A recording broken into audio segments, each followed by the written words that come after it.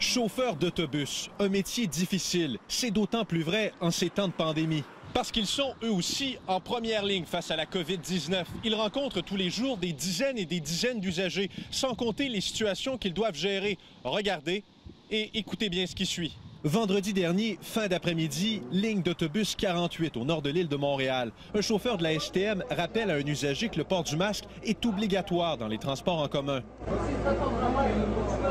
L'homme refuse de le mettre. Un autre passager s'interpose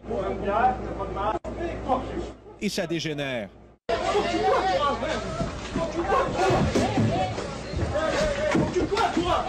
Depuis le 13 juillet au Québec, le port du masque est obligatoire dans les transports en commun. Les usagers ont bénéficié d'une période de grâce de 2 semaines, mais lundi, elle se termine officiellement.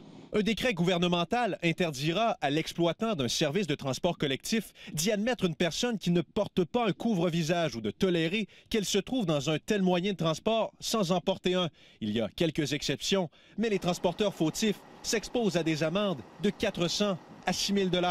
À compter de demain, vous allez devoir refuser les gens qui n'ont pas de masque et qui veulent rentrer dans l'autobus. Est-ce que vous allez le faire?